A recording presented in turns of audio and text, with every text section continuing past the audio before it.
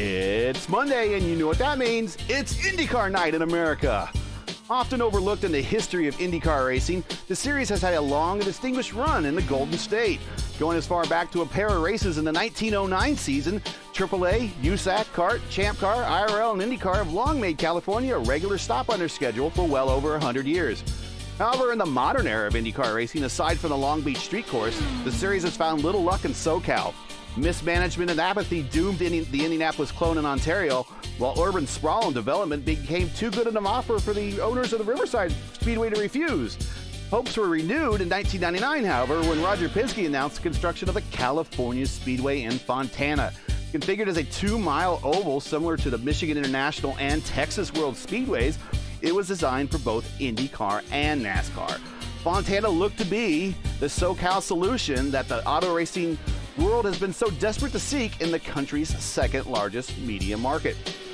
Speed was never a problem of Fontana, however, along with speed comes the dangers associated with it. During the season-ending 1999 Marlboro 500, tragedy overshadowed the closest point battle in IndyCar history between Juan Pablo Montoya and Dario Franchitti. On lap 9 of the scheduled 250, up-and-coming Champ Car star Canadian Greg Moore lost control of his car to exit at turn 2, slid through the infield grass, hitting the track access road, causing his car to launch sideways, cockpit first, into the inside retaining wall.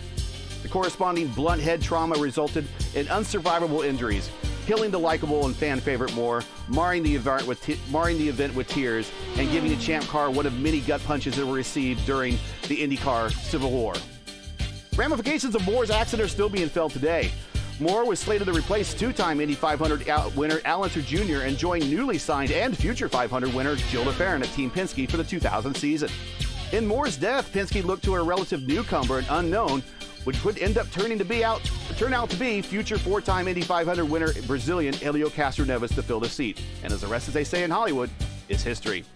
In 2021, the pandemic gave Fontana a short reprieve from the bulldozer as its planned reconfiguration, but it's only temporary as the NASCAR-centric International Speedway Corporation owners are firmly set on turning the 2-mile superspeedway into a half-mile short-track oval, more attuned to the beating and banging of NASCAR and not IndyCar.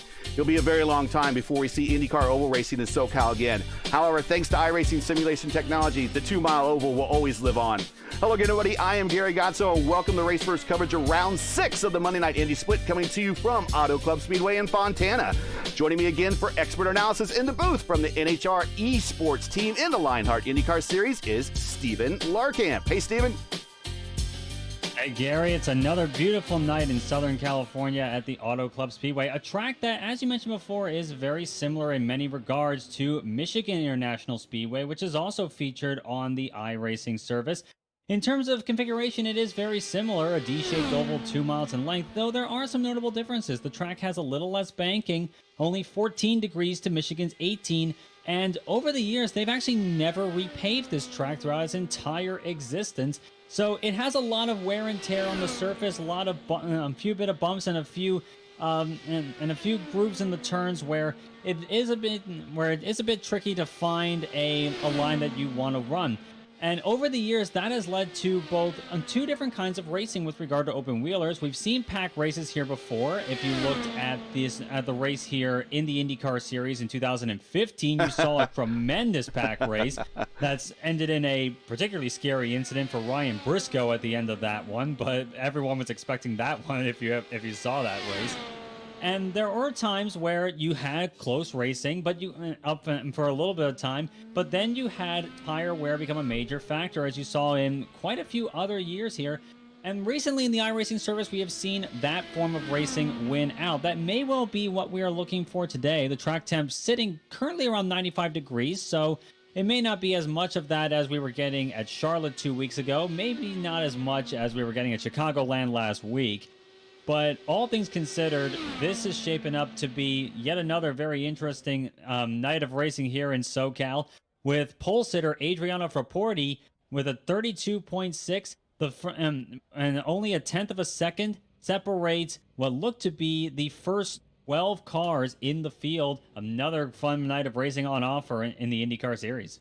220 miles per hour plus to get up on the pole. You know, due to being caught up in the IRL kart civil war, there are actually 4 official IndyCar track records set here for both qualifying and average race speed. The first and most notable is the highly coveted world closed course speed record. In fact, despite being set over 20 years ago, this mark still stands today. Using the kart recognized track length of 2.029 miles and set in 2000, Gilles de Ferran turned an incredible lap of 241.428 miles per hour in his Team Penske prepared car. The second record is the IRL track record, set using the more recognized track length of 2 miles. Held by fellow Team Penske driver and 4-time Indy 500 winner Helio Castroneves, his lap of 226.757 miles per hour set in qualifying for the 2003 Toyota Indy 400 currently stands as the mark. Records don't stop there, as Fontana also holds the kart, IRL, and IndyCar race records set for over 400 and 500 miles. 1996 kart champ Jimmy Vasser holds the kart 500-mile race record with a speed of 197.995 miles per hour.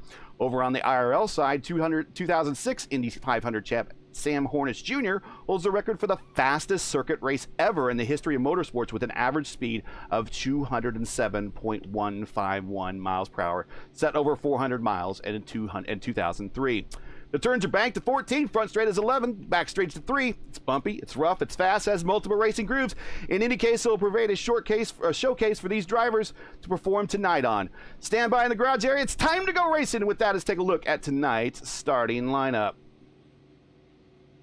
On the pole, as mentioned, Adrian Fraporti with the 32.647 on the pole. Jose Sorrera, P2 with the 32.6. Christopher Demeritte also with the 32.6 in P3. Pablo Diaz-Francis at 32.66, identical to Demeritte there in P3, as he's going to be filling out P4.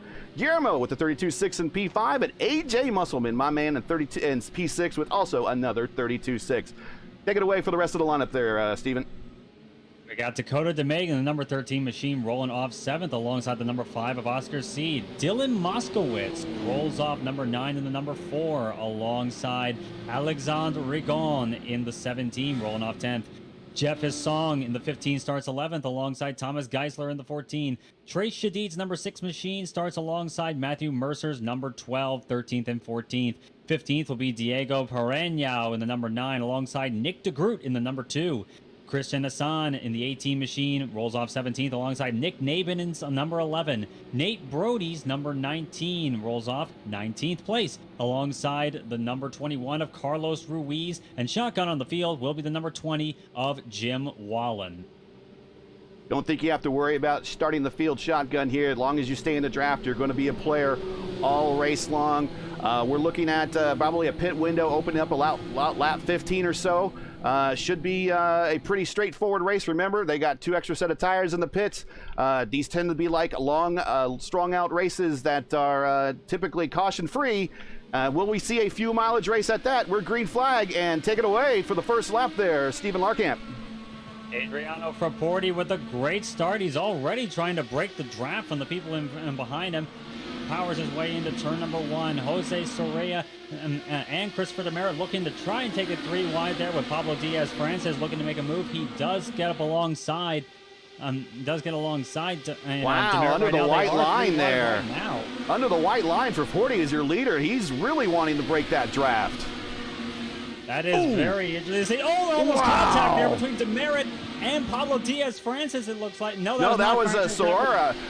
He apparently he had a hell of a run on the outside of Demeritte. Demeritte might have had a roll out of it, and he just shot out like a shotgun shell there. It's like he pushed up in the middle. Someone pushed up there and got a little bit of contact there. iRacing almost registered that as a collision, as once again Fraporti goes below that white line at the bottom of the track, trying to break the draft off of everybody. Rather aggressive going there from Fraporti at the beginning of this race. However, that may well just be the nature of the beast, trying to work with a car that may well have major understeer issues running in traffic. He might be trying to maximize as much of that as possible, as he's opening it up to a 4/10 gap. Pablo Diaz-Francis and Jose Sorrella battling it out for second place. Pablo Diaz-Francis flashes the bad air at Jose going through turns 1 and 2. Gives a bit of a slide job right up the track. Manages to keep it off each other. They're side by side going over the big bump in turn 3. Francis continuing to hold that high line there. Sorrella does get passed by him. Francis moves up to that second position. For Porty now, both Pime and Pablo Diaz-Francis running that apron down there. Once again, as with Chicagoland last week, that is in bounds, but you have to be very, very careful about how you place your car there, because that could bite you pretty quick. We saw that happen a couple of times in the warm-up. Here we go, riding on along board with Pablo Diaz-Francis, looking on the outside. You can see right here from the shot, he's in fifth gear. It is very bouncy, very bumpy there. These cars are not stiff, sprung very firmly. They're very stiff. There we see Pablo Porty onto the inside on the apron. Not a good place to be. If there's a car on your outside, he can really pinch you down. That very well may be the case here as Francis tries to cut back to the low line. Looks down low, gets up alongside him. The question I have here is, will Porty be able to carry that momentum on the high side as Francis was able to do? It's certainly possible. Not quite yet. Francis does take over that top spot. A lot of good that movie trying to break the trap did, because they're right up there battling. Right now, a bit of a three-car breakaway, then a two-car breakaway, and then we got about a group of 5 behind them that are all gathered together trying to get in the organized pack to start racing up toward the leaders. Right now, we got 19 cars going, showing Nick Neben and Ruiz in pit road for some reason. Not sure if they had some sort of incident early on in the race and it required some type of pit stop in order to replace parts, but they seem to be there for an extended period of time, so their races look to be done. So 19 cars currently are still running as Pablo Diaz-Francis going down on the apron. I'm not sure how long he wants to continue doing that. That is going to be it's going to be something a lot of these guys behind them are going to be wary of. Almost contact behind them. There is contact almost. Guillermo Parkel and Jose Soria very close. That could have been much worse. As for Porty and Demerit go side by side for second position. And that's going to open up the door for Dakota DeMade there in P6 now to get a run on this group. Both those guys had to crack the throttle to recover each other, and that's now that bringing that third group that was from P9 on back or so, P6 on back or so, back into the picture again. And this is something I'm seeing quite a bit often here on a lot of tracks recently with the IndyCar is when you're in the slipstream of the car behind them, there is a lot of understeer that you get here. Of course, aero push has always been a thing with open wheel cars in the iRacing service, as it is in real life. And for a lot of these guys, as Porty once again makes a move down to the low line on Christopher Demerit. But as I was saying, these guys, a lot of them, when they get up in this pack, it's basically a big game of find the clean air wherever you can get it to get as much grip going over the car as possible, as much aero over the car as possible, so you can maintain the grip to the corners and hopefully not scrub off your tires too hard as well. And even with the track temp still holding steady at 96, this track is known probably more so than Chicagoland for being hard on tires. So I can foresee that being a major factor, especially if we do get a few yellows. Go back a little bit further into the pack. One of the big gainers, P6, Thomas Geisler. There we go, right there on your screen. One of the race first pair of teammates in the lineup right now. A little bit further, P10, Nick DeGroot up 6 spots right there in that trio of cars. Currently there with Oscar Sid and AJ Musselman and Jeff Heisong. I am rather surprised about Nick DeGroot's qualifying performance. I have raced with him before in this series. He's obviously a very good driver and a noted racing journalist as well. DeGroot struggling in qualifying was not really something I expected to see of him, but of course in race trim he can certainly make up for it, and he's done so quite well so far. As has Geisler gaining 6 positions, as you mentioned, as Jose Soria makes a move on Christopher Demerit and clears him. So I don't see this jockeying for position ending anytime soon at this point. But you are going to have to. But these guys are going to have to be wary about the long-term tire performance, I would imagine, especially on a track like this, known for eating up tires and with a lot of aero dependence on the car at a track like this with this setup. I think it's going to be something that someone like Demerit would probably consider just sitting back and letting the car run and maybe get some good fuel mileage out of it in case we get a yellow. Well, they're coming up the lap traffic already. Not quite sure who that is. They're going 3 wide off the corner. He just blinked away. Hey, blinked. Not sure what happened there. Okay, so that is that Neben? No, the Nieman's That is back there. Carlos That's Ruiz in the Carlos 21. Ruiz. So he's back under power. He might have had a connection drop, and that's maybe why he is getting a late start here. But Niemann showing 6 laps down. Ruiz showing at least a lap down. The timing is scoring here. 19 cars on the lead lap.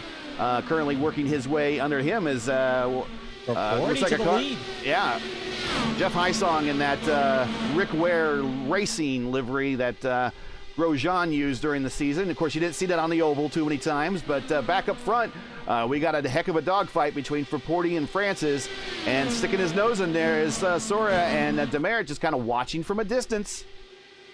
And also one thing to mention about the Carlos Ruiz situation we were talking about earlier, I saw no left side pod on that car, so I'm guessing him and Nathan made some contact earlier on in the going, and that's why they made that early stop. But to get back to the action up at the front, Pablo Diaz-Francis doing everything he can, not only to get by Fraporti, but to also prevent Jose Soria from going with him. And I can imagine Demerit right now is just sitting there and waiting for something to happen and biding his time at this point. He's obviously a very smart driver. We saw that in the last couple of races, and I've raced with him before, and I know that to be the case. So he may very well be playing it safe right now, keeping himself in contention, but not really doing anything to really put a good run in jeopardy. Well, we're right at the window opening to go to the distance if they want to make a stop here. We're right there about 15 to 20 laps, depending on how well they want to conserve fuel. But right now, it doesn't look like anyone's willing to conserve fuel. And wow, Fraporti just kind of cuts down and forced Pablo Diaz-Francis right to the apron. And now he didn't give him a lot of room to get back on. Now he's back on. Now we're 3 wide going to 1 for the lead. If this was NASCAR, I'd definitely be making comparisons with Rodriguez. Oh, there's contact! There's contact! Soria's in the wall! Soria with suspension damage. I can see that left front there. I think that may be game over for that number 7 machine. A big break, a terrible break for him as he brings it to a stop. He could not get that car safely into the wall, keep it in there, and that brings out our first caution. Yeah, coming to a stop in the racing line is going to cause the caution to come out there. So we are under caution at lap 17. We're right there. We're right there at the edge of this window from going the entire distance. So let's see who is going to stay out and who's going to pit. My guess is, and we'll see if you agree with me or not, my guess is everyone's going to stop. That would make the most sense at this stage. We are definitely in the window for making a stop. You can save fuel under caution, obviously. So from this point on, Nate Brody also got some damage on that one. He's coming down pit road minus a nose and 2 wobbly wheels. So his day might be done prematurely. Nate Brody, I know him from the another IndyCar series that we ran in. Is a good and accomplished kart driver. He actually won that season's Indy 500 that we had. So we know he's a good oval driver. And unfortunately, he might have just got caught up as a bit of a innocent victim here. Let's go back in time here. Let's rewind a little bit to see what happens with Brody. Everybody's coming in the Red Bull throwback, and then we'll take a look here on pit road to see what is going on. Oh, okay. So we had another accident after we're coming to slow down. He gets forced to the apron and collects the 12 car, Matthew Mercer. So he got forced to the apron, maybe by Musselman. I don't know if he wasn't looking down. Maybe Brody wasn't looking down the road far enough to see that there was a stop car in the racing line. This is another one of those things that we saw last week in the Euro strength of field races where damaged cars are coming to a stop or going very slowly in the racing line. You got to if you can get off the racing surface, get off the racing surface. Why are you staying in the racing line? Because really what happened is that collected 2 other drivers that really didn't need to be collected in that incident. So we now have everyone stopping with the exception, I believe, of AJ Musselman. Musselman is staying out. That is correct. Musselman has stayed out there, so he will take that top spot. But getting back to what you were saying about Jose Soria, I agree with you completely. If I was in Soria's situation, I quickly would have realized the suspension was it wasn't going to take me much further. So I would have kept it, probably would have forced it into the wall on the high line so it doesn't come back down the track and cause an issue for another driver. it was going to be hard to avoid bringing out a caution there, but the small little things that you do could have made the situation a little bit better. It's a heartbreak for Soria, but that was certainly something that some people are going to be angry about. Nate Brody and Matthew Mercer among them, and to Brody's point, I will agree with you on his credentials as well, because I actually raced with him for that win in the Indy 500 in that series you were talking about before, and it came down really close. It was a great tussle at the end of that race. I could have almost been worse there due to how aggressive it was. Yeah. But it shows to me that Brody was definitely a guy that if he stayed in that position, even though he qualified 17th, if he stayed with the pack, he could have well been a threat at the end of that race, as well as anyone else. So it's sad to see him, Mercer, and Soria all out of this one early on as we're working lap 19. Lights are out on the pace card. Current leader is AJ Musselman, followed by Adriano Forporti. P3, Christopher Demerit.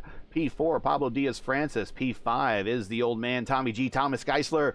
P6, Jeff Hysong. P7, Oscar Sid. P8, Nick DeGroot. There he is. He made his way up there rather quickly.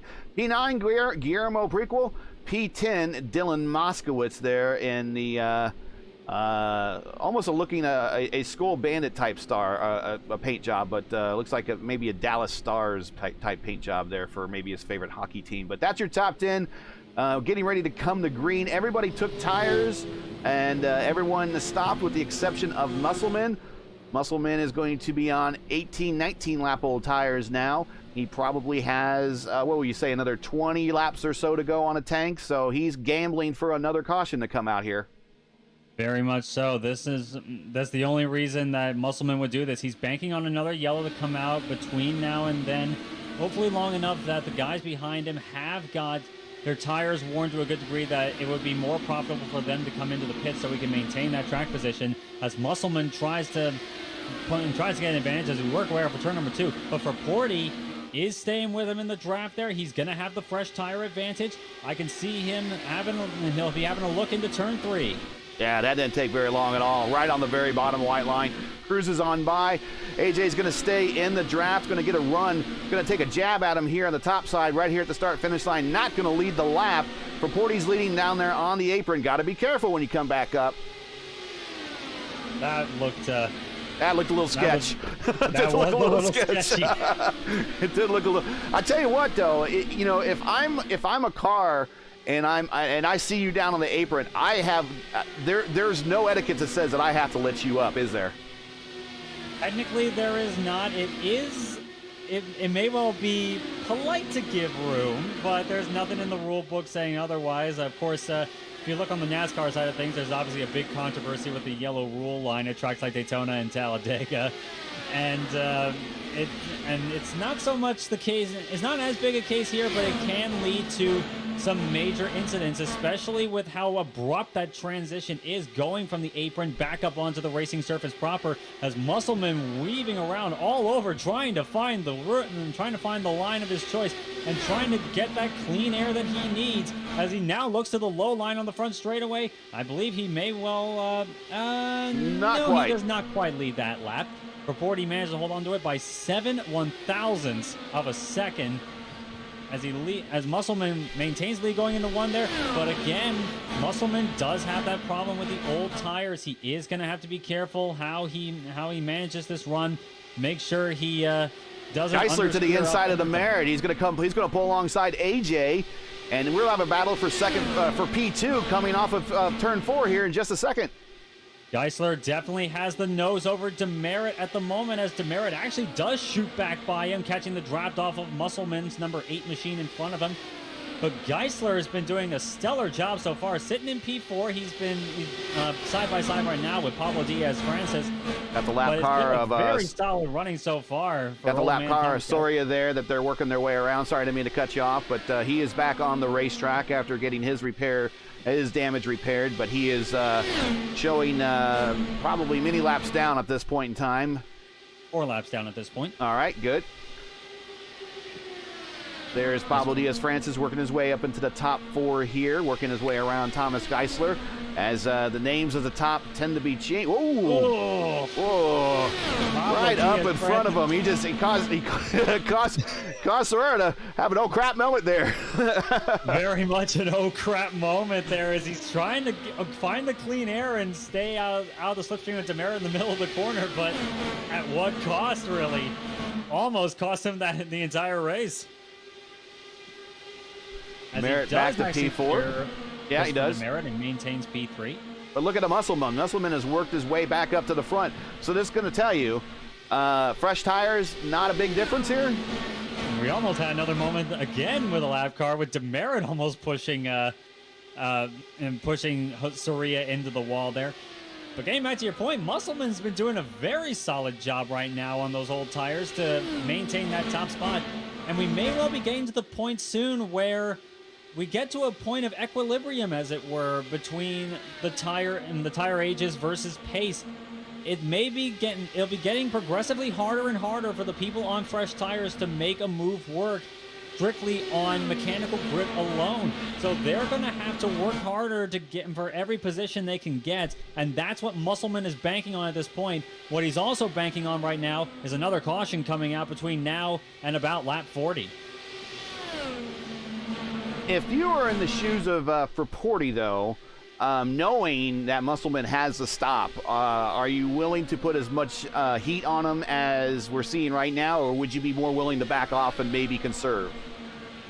My personal style would be to back off at this point. Of course, that's just me. Obviously, some people, they want to lead as much as they can. They want to show that, yes, I do have the pace. And also there's the consideration of the cars behind them, because they're working just as hard as you are behind the draft of the leader, in the case of someone like Pablo Diaz-Francis or Christopher Demeritte right now, because they're working just as hard as you. And you also, and as much as you don't want to push it too hard and not want to cook them too much to get by the guy in front of you, because you know you're in a better position strategy-wise as it stands.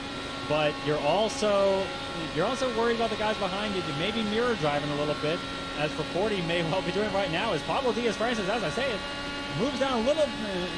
Fraporti moved down a little bit to try and block him, but Francis has that inside line, and there's the point I'm talking about. Here comes Nick DeGroot. We're riding along with him in P5, currently in 6th gear, heading down the main straight on the exit of turn 4. Looks like he's just kind of along around for the ride. If we go probably in some cars further up in the field here, probably P2, P3, we're probably going to see them shifting gears quite a bit. He's just pretty much got it slammed in 6th and kind of riding it out.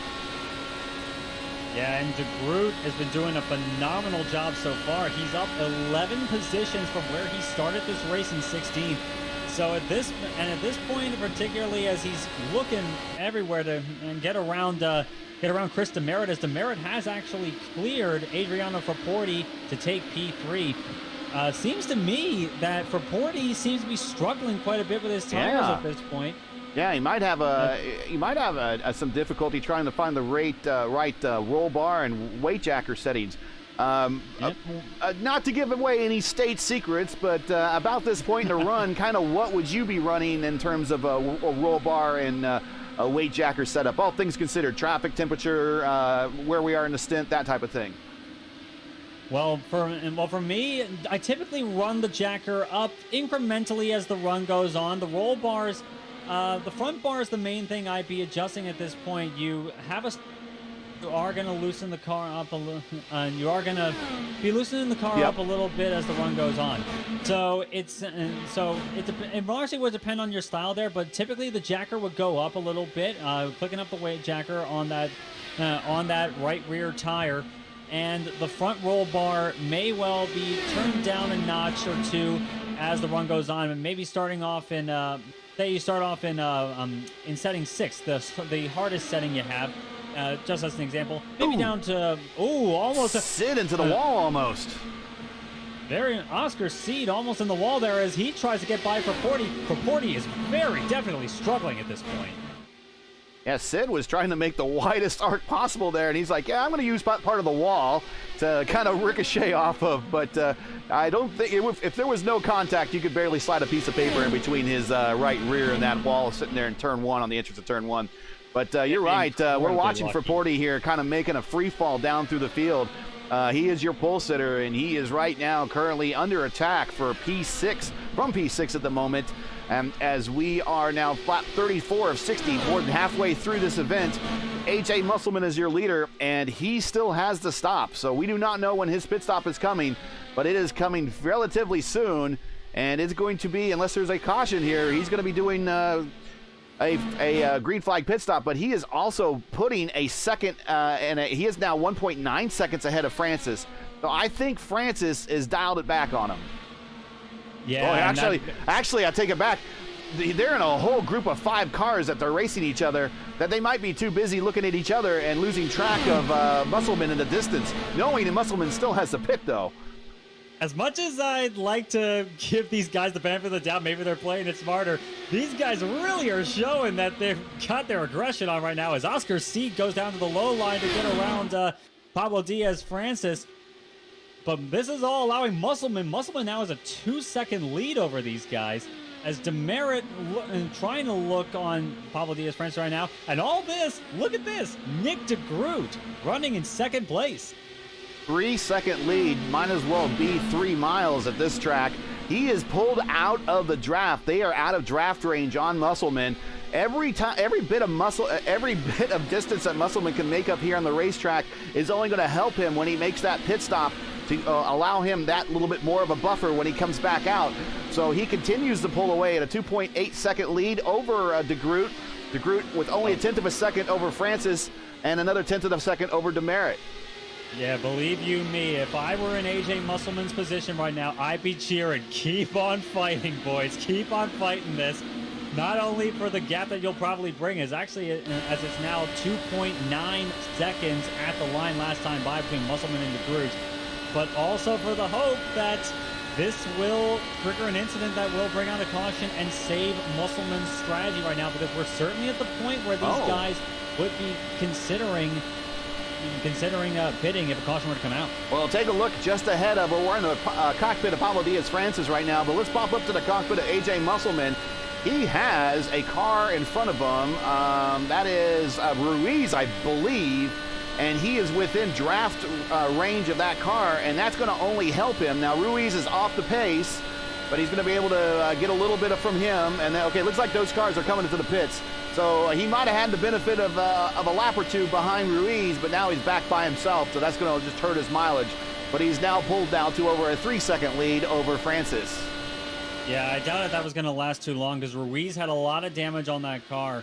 And as much as we'd love to say that may well help him, it can also be a double-edged sword, because as much as it may well help him with fuel mileage, it could also be a hindrance to him, especially with the guys, when the guys behind him settle back down there. It may diminish that gap a little bit, but that's not the case right now. Musselman has now built up a 3.1 second gap.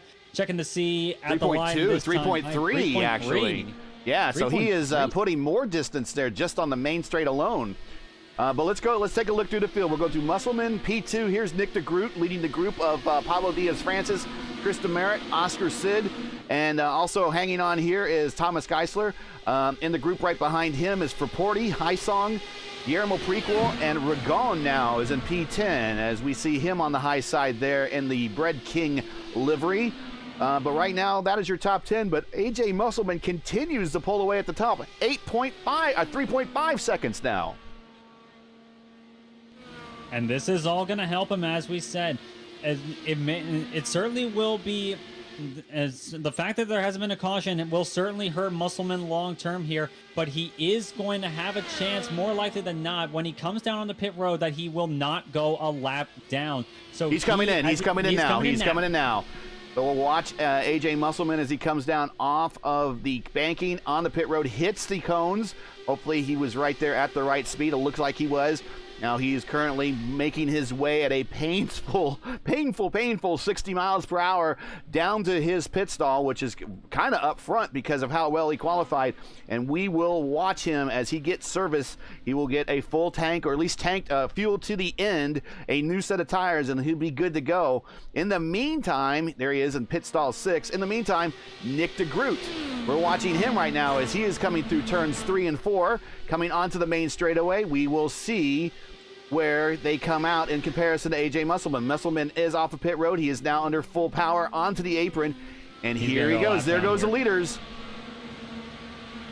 So he is going to go a lap down here, and that is going to be painful to him. That's going to be painful to AJ Musselman's chances, especially when he has such a strong performance going. But Nick DeGroot is putting in another strong performance here tonight. Started 16th. He's currently leading. Did a fantastic job working the draft to the best of his abilities, and he certainly has very good abilities. That number 2 motorsport.com entry has been very solid in race trim all night. But now, of course, everyone else realizes that, hey, this is actually for the lead. Musselman is very unlikely to be making a charge back up to the front of this field. So well, Musselman doesn't have to worry about mileage at this point. He's good to go to the end. Do you think that these guys, because they pitted they're only, let's see, they're 26 laps into the stint, they're going to have to pit again, are they not? I don't think so. You can get 40 laps running in dirty and running in clean air, I should say. Running in pure clean air in race trim, you can get 39 to 40 laps. And of course, under that last caution, they were saving fuel. So I can imagine these guys are good to go on fuel to the end of this race. It's going to be close, of course, but it's going to be... 3 wide in the 3. Geisler on the bottom. Thomas Geisler, and that's a lap car they also have to deal with. 3 wide once again, as Guillermo Paquel does get by him. Ruiz white-knuckling it through turns 3 and 4 on the high side. Everyone in the meantime is using Ruiz for the draft, and he's like, come on, man.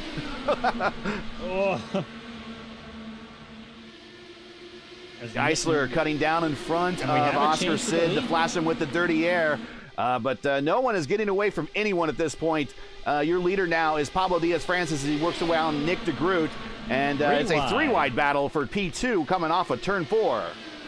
Guillermo Paquel on that low line getting by Nick and getting on the low side of Nick DeGroot. Demerit has cleared them both, and now he's going to be challenging Pablo Diaz-Francis for the lead. The 2 protagonists we've seen from the last 2 weeks on the Monday night broadcast.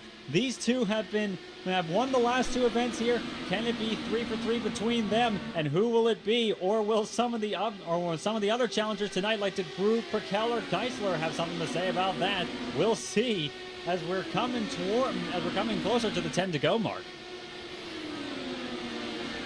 Yeah, it looks like Demerit got tired of Pablo using the caution on the racetrack. Oh, big wreck behind you. Adriano Forporti is one of them. Yeah, let's take a look and see what happened there. But that's going to change things drastically. I think we're going to see cars pit here. But let's pick it up here. Geisler got in the wall. Geisler hits the wall coming off of turn 4. Let's take a look at what's going on here. So Geisler gets up. Oh, goodness. Okay, so he just smacks the wall a little bit. Forporti into the backside. Looks like we might also... it looks like Matthew Mercer might have been, or was it Mercer? Can't see who was the other car involved there that got really close. I think one of them looked like it was Oscar Seed, came very close to being collected in that. But what I saw from Geisler there was he got a good amount of aero push on the exit of 4, and he was also wary of Forporti below him. Okay, so there's Jim Wallen is the other casualty in that mess. Currently in P9, he is missing a left front end, most of his front wing, and it looks like his day is going to be done unless that thing snaps in place. Right now, he's pulling that left front tire of his along the ground as it's tethered to his tub of his chassis. But now that definitely, yeah, here they come. They're all coming to pit road. So guess what? AJ Musselman's staying out, and he's going to get the wave around. Going to get the wave around. It'll be hard for him to be challenging for the lead pack in the last 10 laps. That's not impossible, of course. I'm not discounting him. No, he's not getting the wave around. Demerit, Prequel, Sid staying out. He is probably cursing under his breath right now. Oh, he has got to be fuming right now.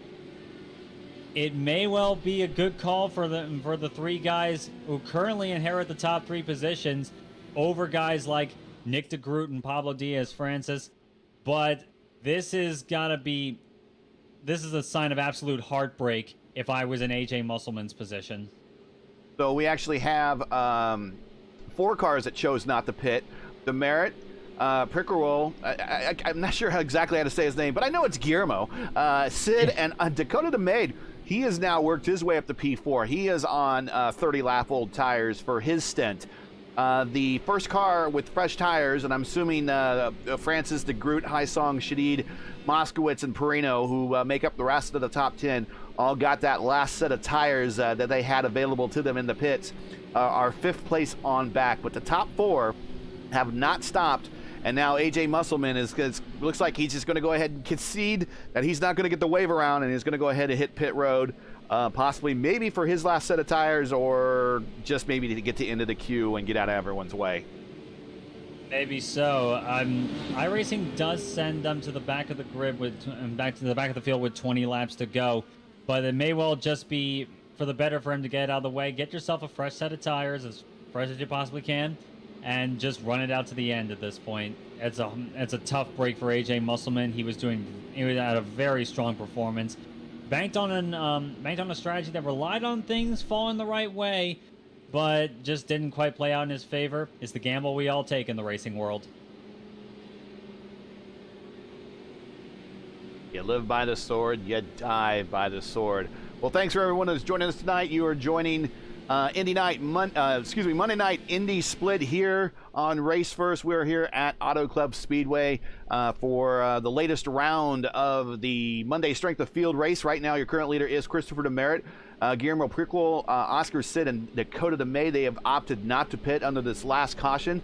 We're coming to green with about 9 to go. Your first car with a fresh set of tires and good to go completely to the distance that we know of is Pablo Diaz-Francis there in P5, Nick DeGroot P6, Jeff Haisong. Everyone on back from these guys are good to go to the end. We currently have, I believe, 11 cars on the lead lap.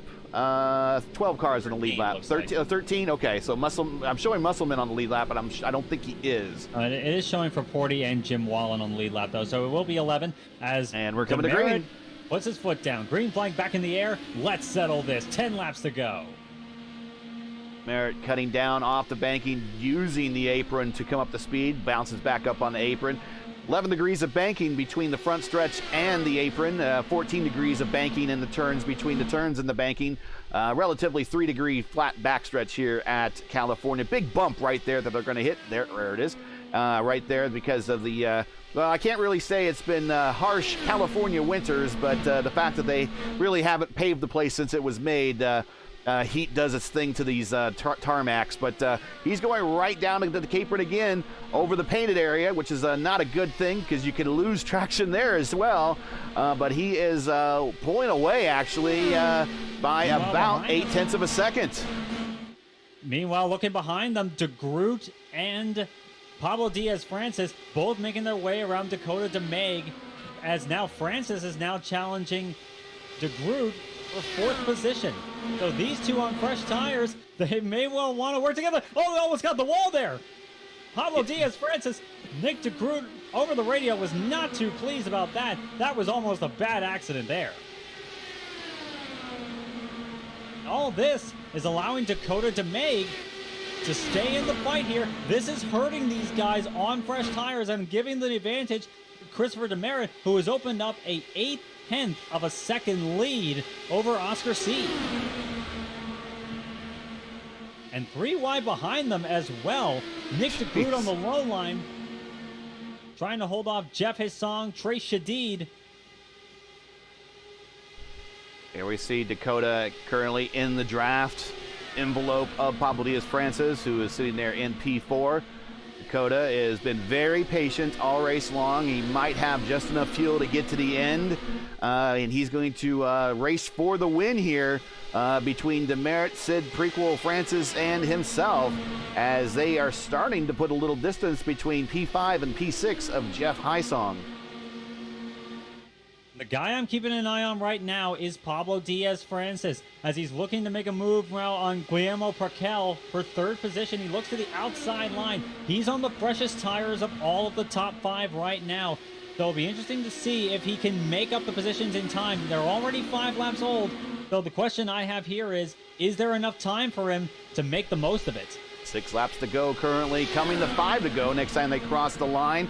Whoa, Oscar, actually Prequel kind of flashes to mid with some bad air, causing both of them to kind of roll out of the throttle. And now that gets a little bit of a cushion for Pablo Diaz-Francis now, as the top 3 are kind of starting to pull away again him themselves. Oh, good look back further in the field. Dakota is being joined by Haisong on the high side. Looks like we got Diego Piereno in the other Nicky Motorsports car. He has worked his way up into the top 5. He is closing late here, as he is now moving alongside Prequel into P4. Great driving so far from Diego Piereno. Very strong performance. He started 15th, working 6th. He's been running a pretty quiet race so far, but he's definitely making his voice heard in these final laps as he does make his way up into 4th position. As he does make his way into 4th position, he has Pablo Diaz-Francis in front of him. I do believe Piereno does have is on fresher tires as Pablo Diaz-Francis is. So they're on the same. Yeah, they're on the same strategy right now. So, wonder how the teammates are going to help decide. Is one going to be a wingman for the other, or are they going to race it out here if they reach the leaders? We're coming to 3 to go here at California to decide. Your leader right now is Christopher Demerit, as he has a half-second lead over Oscar Sid, coming into turn 1.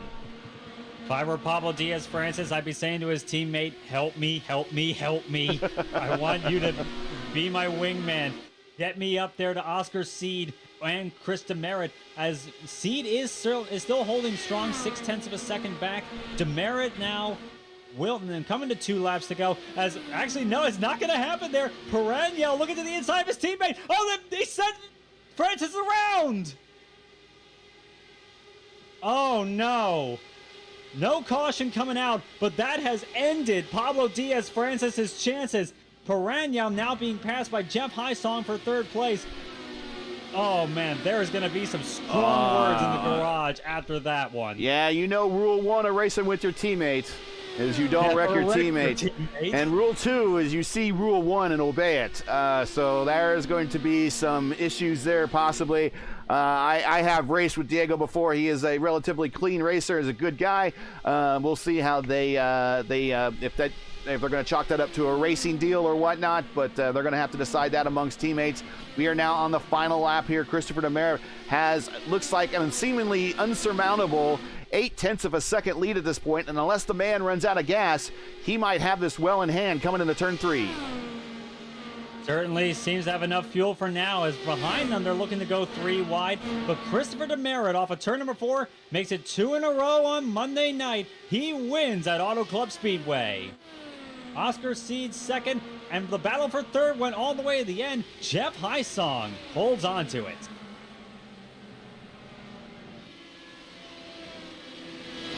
Wow, that's a good race. And actually, I'm rather surprised on how close it actually wasn't up at the front. We were kind of expecting a pack race for the most part, but I believe the roughness of the surface here and the way that the traffic and the tires kind of worn each other down, it kind of separated this field out a little bit. The draft was there to bring you forward, but it certainly wasn't a pack race as much as we thought it would be. Yeah, I had a feeling it wasn't going to be quite the same as Chicagoland, though I did expect it to be somewhat clustered together, as Demerit brings that number 1 machine to the front straightaway, and for the 2nd week in a row, lights up the rears. Does a nice little burnout for us. Well done to him, and well done to everyone else. Fantastic race. A heartbreak at the end for some. Victory once again for Christopher Demerit, and great results, and some unexpected results given how they qualified for some drivers. Nick DeGroot comes home 5th. Diego Piereno finishes 4th after starting 15th. DeGroot started 16th. He finishes 5th. Trace Shadid started 13th. He finishes 6th. So this race certainly threw some curveballs at us tonight. All right, let's take a look at tonight's final standings. Monday night Indy fixed here from Auto Club Speedway in Fontana, as Christopher Demerit rolls his car to victory lane on the infield here. Christopher Demerit, you're a winner. Oscar Sid P2, Jeff Haisong P3. Rounding out your top 5 is Diego Piereno with P4, Nick DeGroot P5, Rounding out your top 10 is Trey Shadid, Guillermo Prequel, Dylan Moskowitz, Dakota the Maid, and Alexandre Rigon, in P10. Your top 15, Pablo Diaz-Francis, AJ Musselman, Christian Asan, Nate Brody, and Adriano Faporti.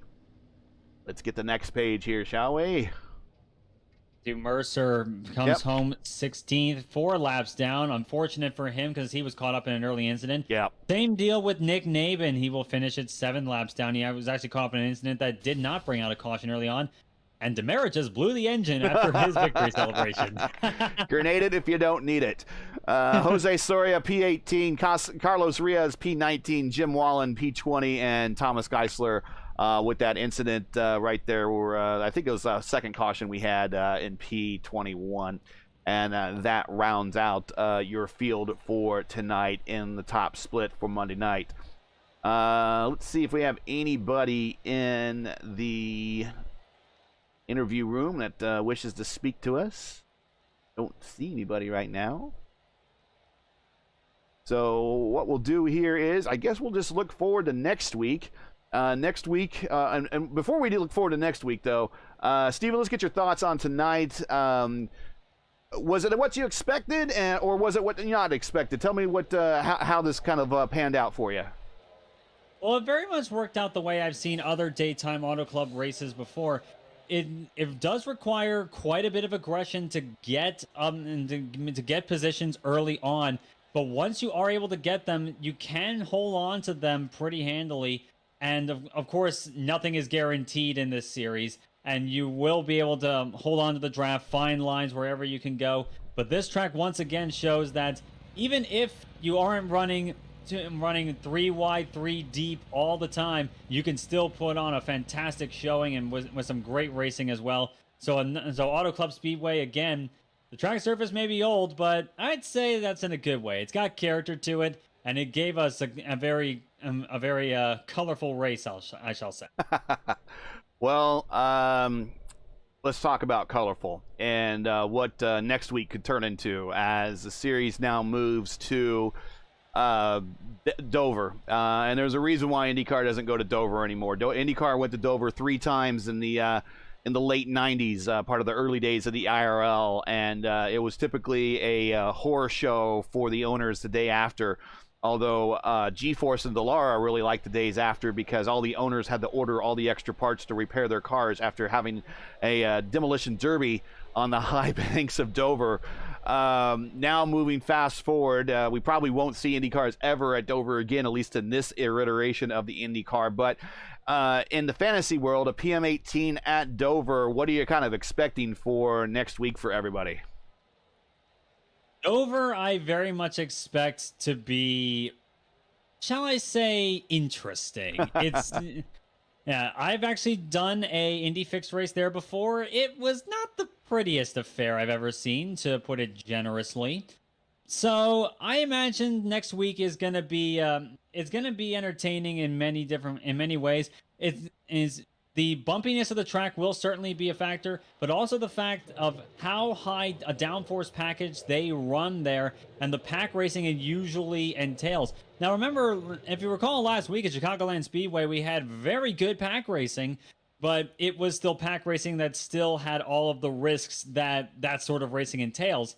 Now, if we picture that with big wing cars with a lot of downforce, on a track a mile long that's high banked, basically a supersized Bristol, as I've always liked to call Dover, with a bit more bumps to it. It's certainly gonna be a unique experience for some, and I can imagine that catching quite a few drivers off guard. All right, well that will be next week. So let's go ahead and wrap it up here from Fontana tonight. And we will send everybody on their way for a pleasant remainder of the week.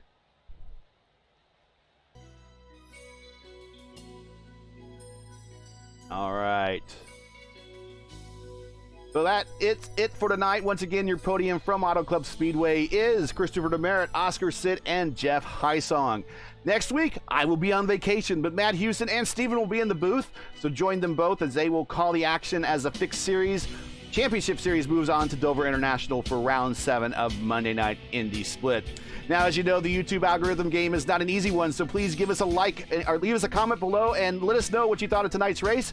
If you enjoyed tonight's coverage, support us by smashing the like button on the video, and if you're new, click subscribe. And while you're at it, hit the bell for weekly reminders so you don't miss out on more of Race vs. iRacing programming, such as the PRI Formula Indy Series on Tuesdays, the BMW Car Club of America Sim Racing Series on Thursdays, and soon, starting December 1st, the Reddit IndyCar League returns, now as the Revolution IndyCar League, for Season 4 of the Schaefer IndyCar Series. To learn more about Raceverse and what we do, visit raceverse.com or follow us on Twitter. You can follow me, Gary Gotso, on Twitter at Gary Gonzo. Thanks for everyone that took time to watch. Be sure to join Matt and Steven again next week, same time, same channel. That's Monday, 8:15 Eastern on YouTube at youtube.com/Raceverse. So for Steven Larkamp and everyone at Raceverse, I'm Gary Gotso saying to all, stay happy, stay healthy, and to all of our men and women serving in the military and as first responders, Godspeed, God bless, and come home safe. Thanks again, everyone. We'll catch you next week for the next race of Monday Night Indy Splits. Good night.